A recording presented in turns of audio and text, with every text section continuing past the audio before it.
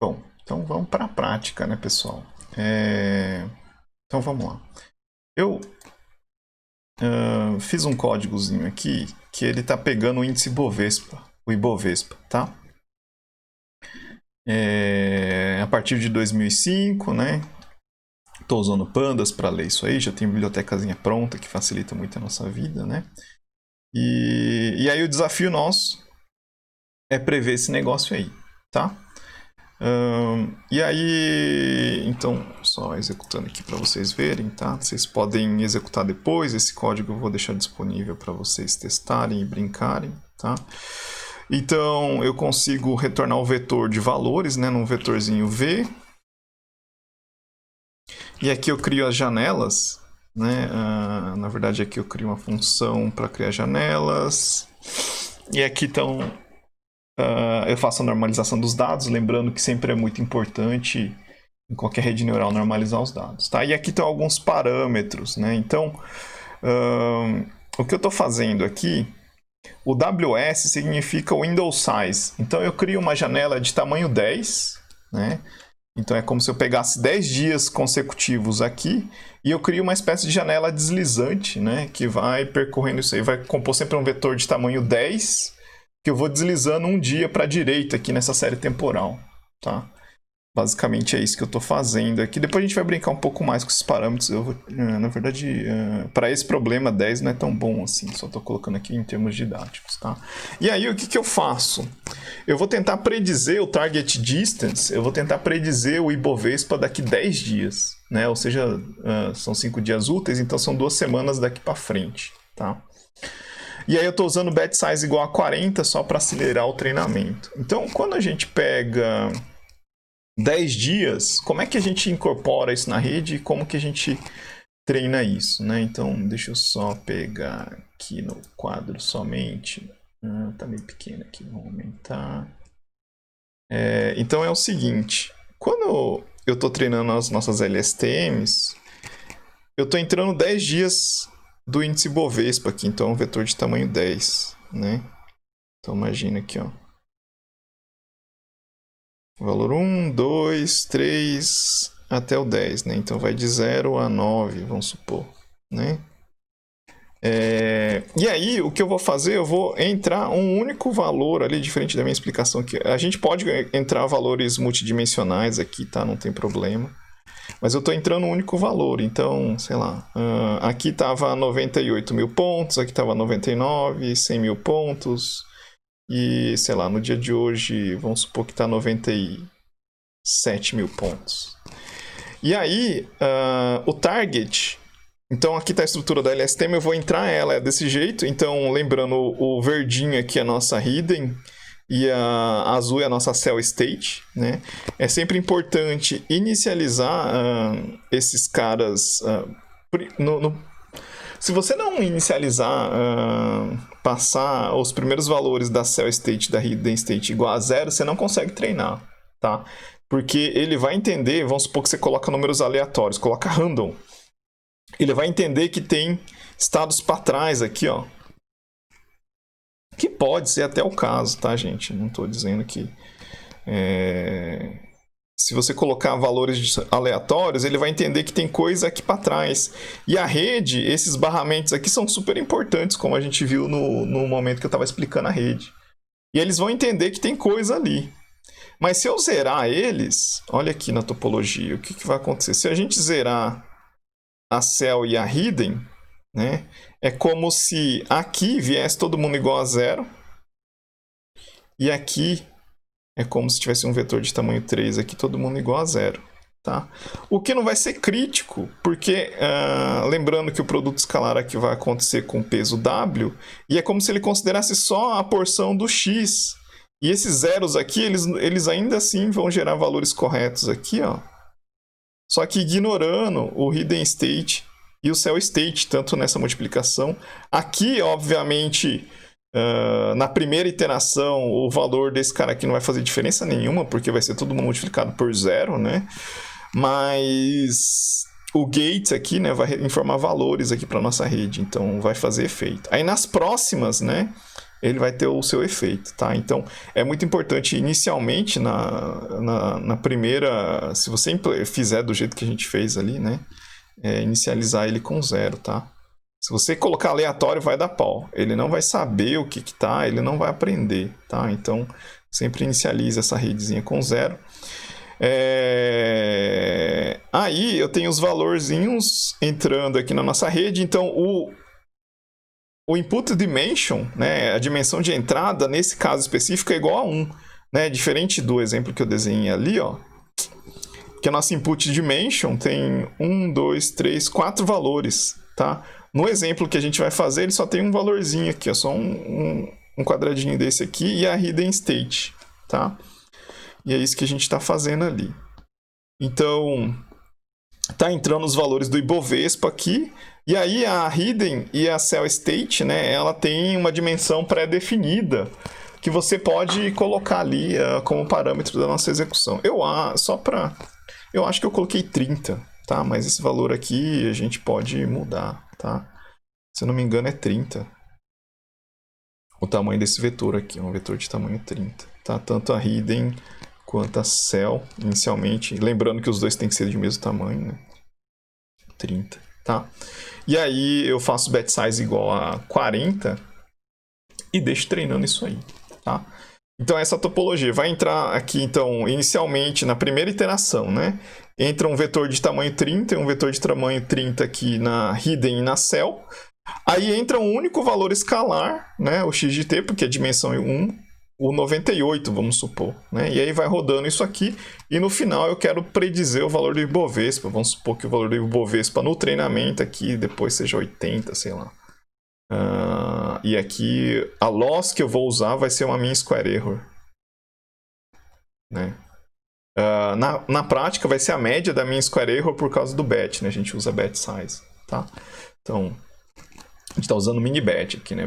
Mini bet de 40. Então faz a média de 40 ali, depois retropropaga isso como se fosse uma MLP, tá?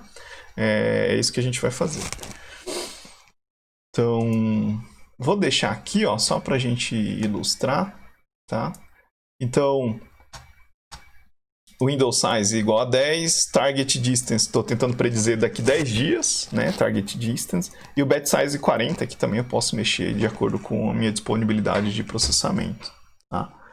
E aí eu crio as nossas janelas, ó. Observem que esse create windows pega a série temporal, que é um único vetor, né? Se eu pegar normData.shape, eu não sei se ele é torch aqui. Tá. Então, o vetor, ó, é o único vetor de 3.843 números, tá?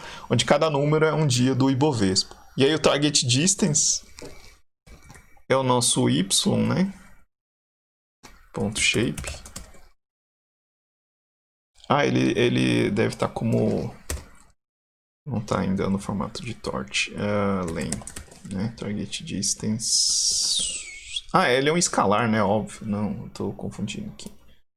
Ainda a gente não tem esse cara, tá? Aí depois que a gente roda, né? Deixa eu só tirar esse negócio aqui. Eu crio os meus dados, né? Então, normData é esse vetor aqui, crio o target distance e o window size. E aí eu crio os pares de XY, né? Então, basicamente, o XY tem esses formatos, ó. Então, eu estou entrando 10 valores, né? Numa sequência, ó, de 3.822 valores. Percebam que aqui é menor porque eu estou considerando os valores da janela ali para não atrapalhar nos últimos valores. Então, dá 20... o window size de tamanho 10 mais o target distance de tamanho 10, né, dá 20 de diferença aqui para o tamanho original, tá? Então ele acaba processando, porque precisa da distância do último também.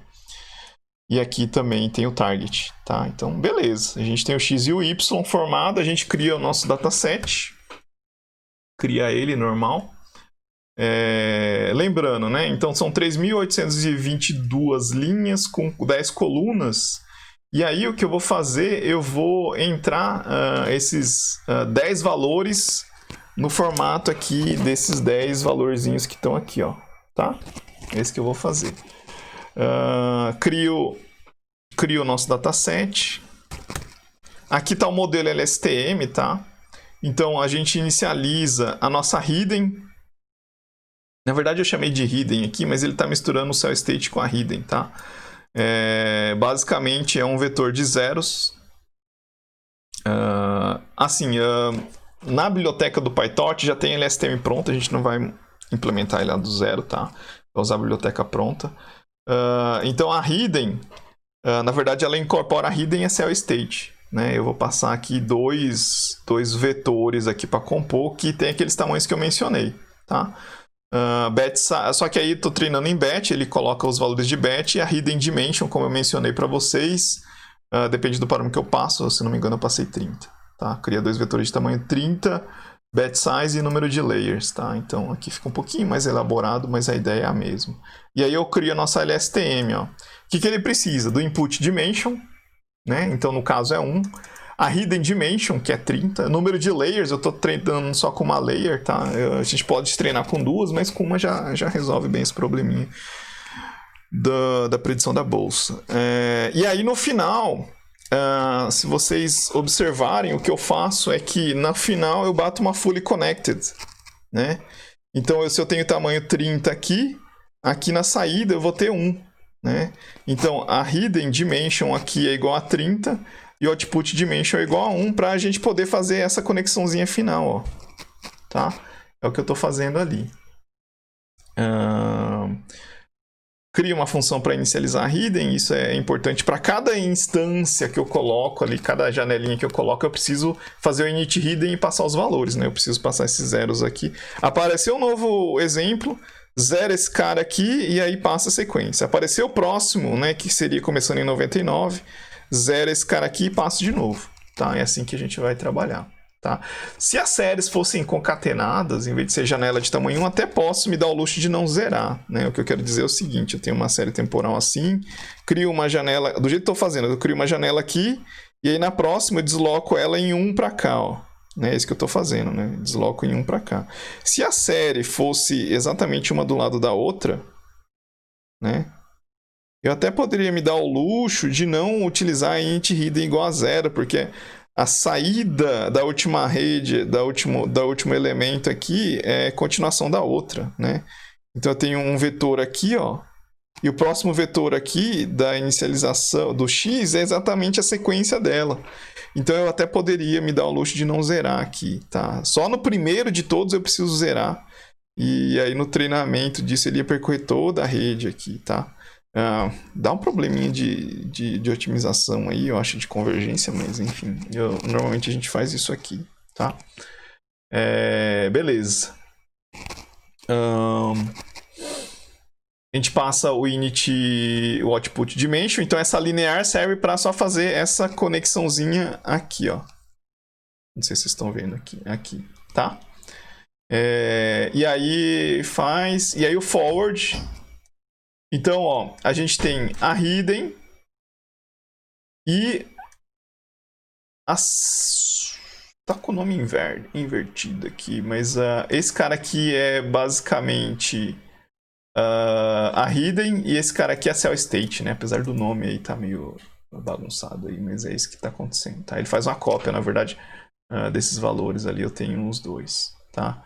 E aí eu pego a nossa hidden, né, e jogo aqui. Depois que ele processa internamente aqui, ó, dentro desse código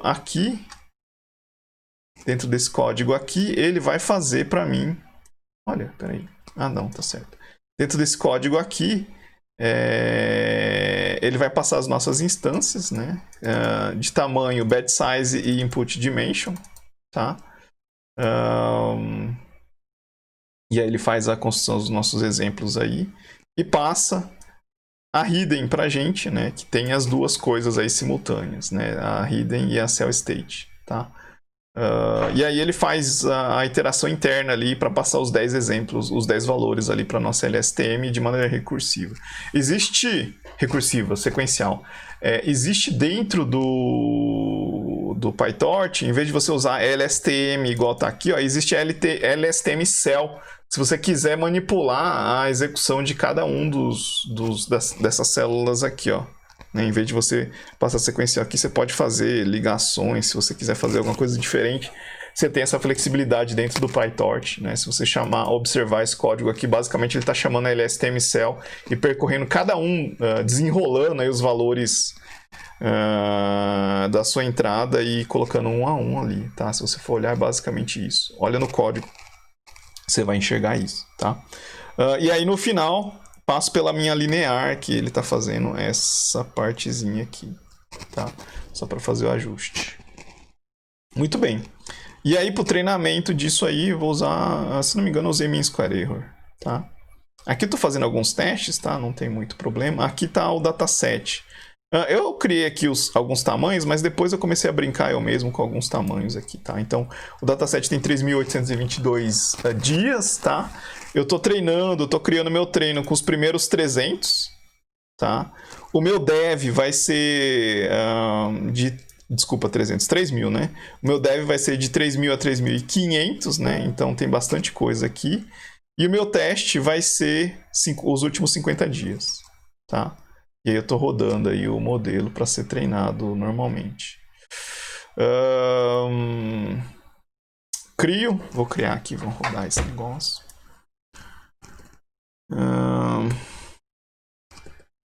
E aí eu tenho esses tamanhos aí, 3.500 no dev e 50 no teste. Sempre é bom, né, ter separado o dev e o teste para você saber de fato se está funcionando ou não, tá?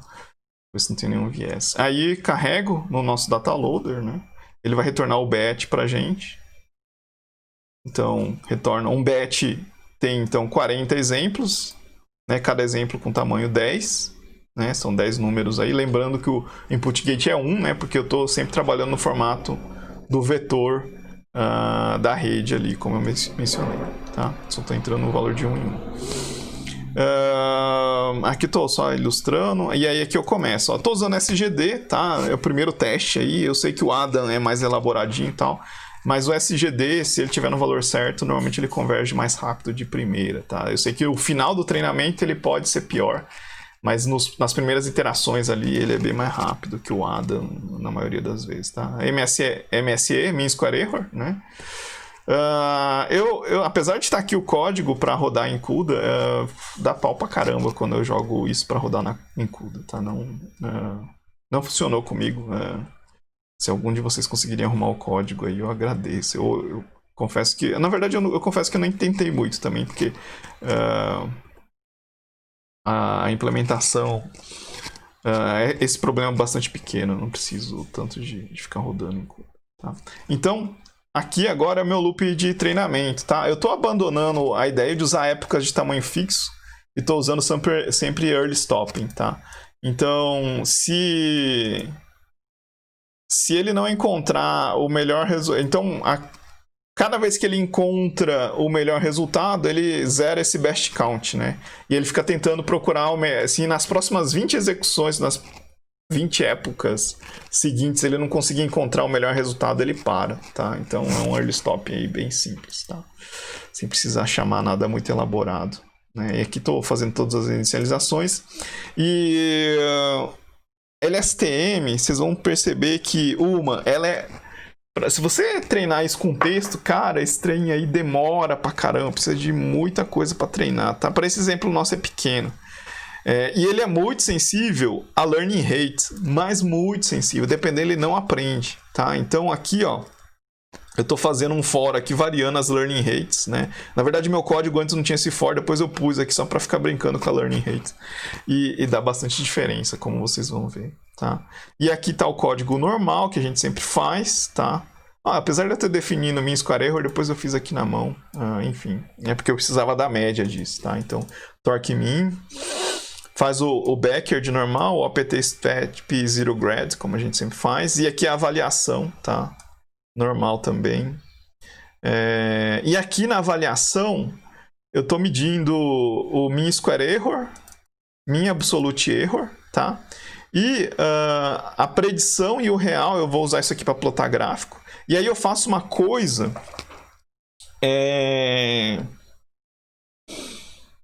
que é bem interessante, que é o seguinte, eu estou salvando sempre o último valor da predição. Ué, cadê o carinha que salva isso? Eu sei que tem porque eu ploto. L True, L Pred e Last TV. Cadê esse cara? Ah, eu pego aqui, ó. Né? Que é o último valor. Né? Por que eu faço isso? No gráfico vai ficar mais claro, mas a predição ela tem que ser. Então eu quero predizer o Ibovespa daqui 10 dias, certo? E aí eu faço uma simulação onde, em vez de eu predizer o último dia, eu estou usando o dia atual. Né? E aí a nossa predição tem que ser pelo menos melhor que isso. Tá? Se ela não for melhor que isso, o nosso modelo não serve para nada. Já vai ficar mais claro isso no gráfico. Tá? Deixa eu tirar esse troço aí da tela, só para a gente ver melhor. Tá? Então tá aí. Aí eu faço concatenação e rodo. Tá? E vamos lá. Dou um Ctrl F9 aqui para rodar tudo. Tá? E vamos ver esse trem aprender.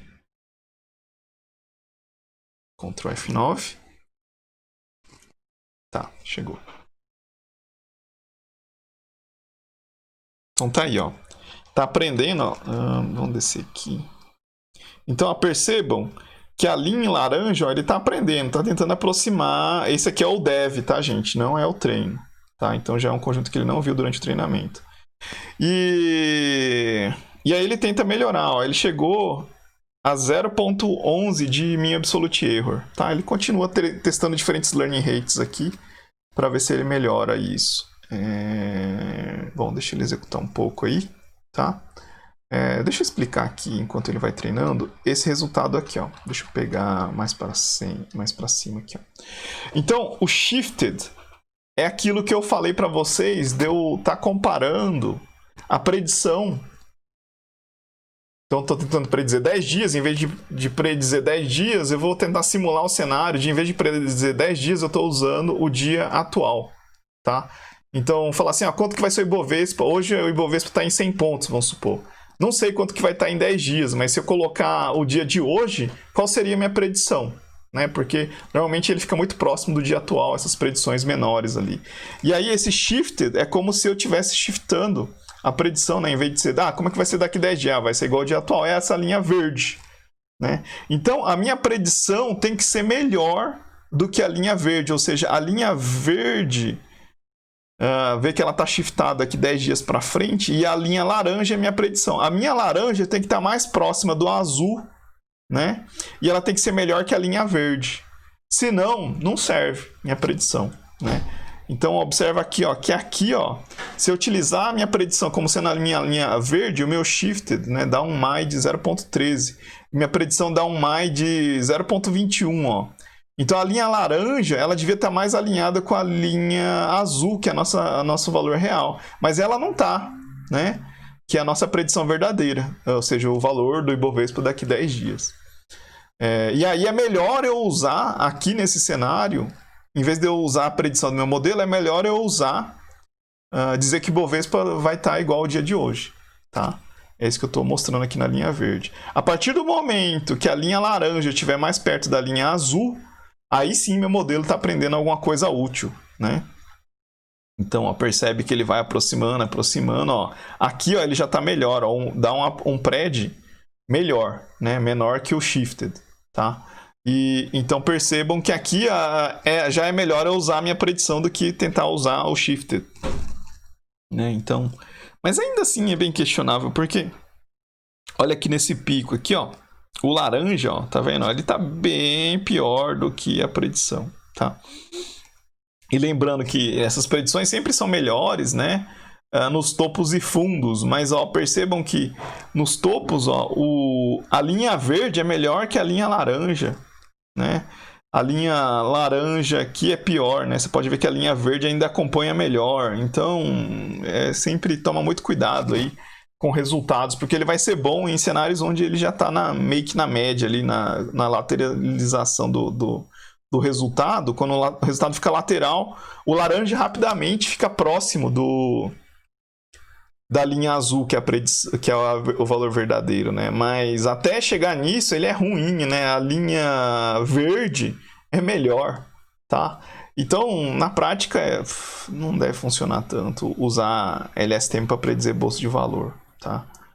Apesar de, se alguém falar assim, não, o MAI dele, os valores são melhores, mas se você for tentar usar, põe seu dinheiro aí na prática pra você ver.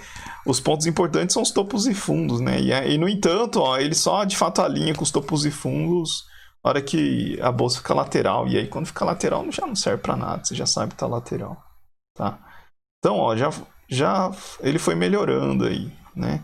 Aí, ó, quando ele plota esse gráfico no código, vocês vão perceber que ele salva o modelo em disco, né? Ele dá um torque save ali, né? Do state dict dele, tá?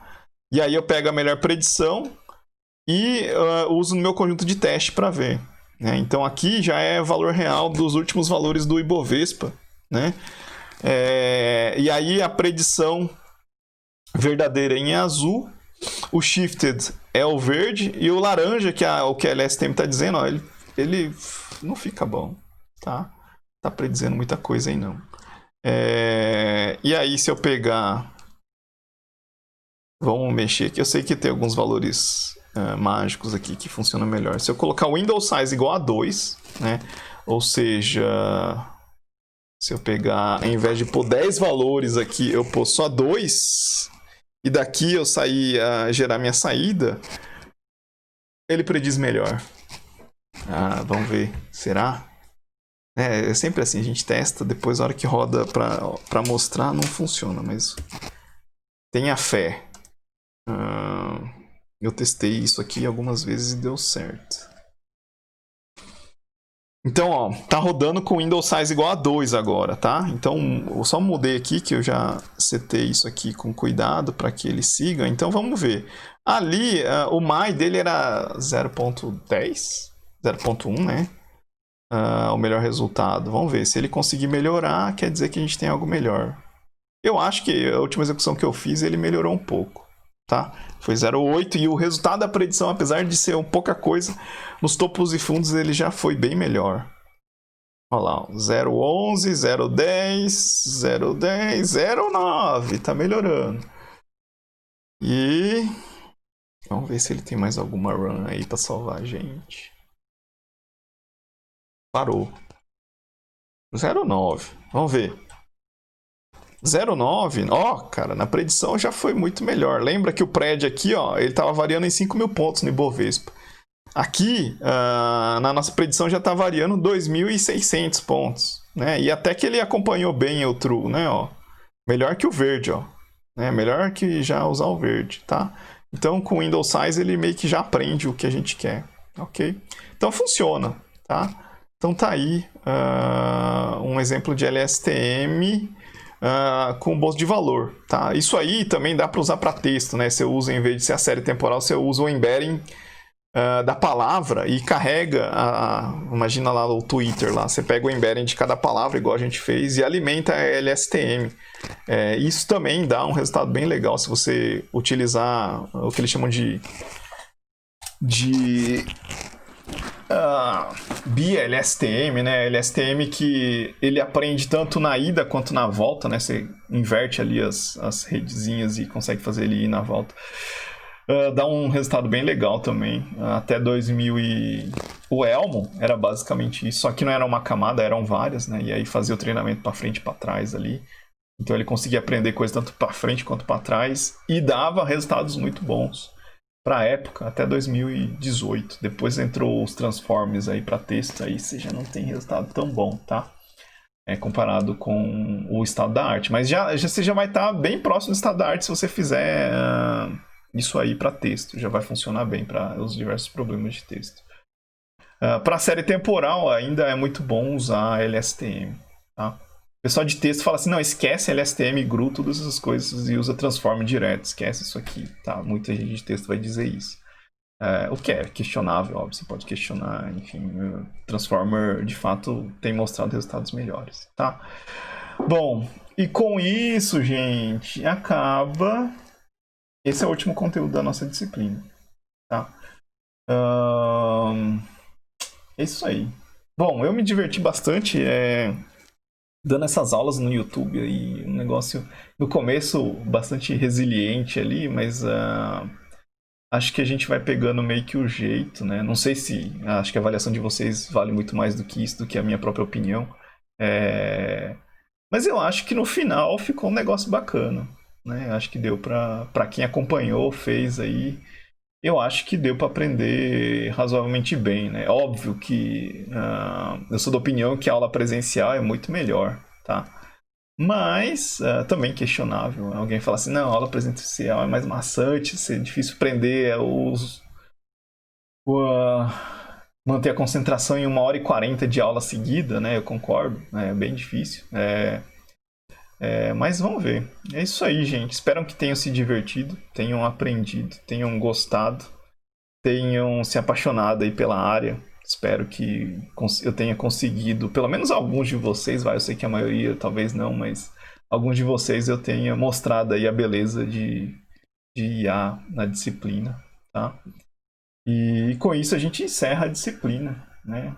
Queria ter encerrado aí numa aula prática, mas aconteceu que tive um problema num compromisso aí na quinta-feira e aí resolvi gravar, tá? Então é isso.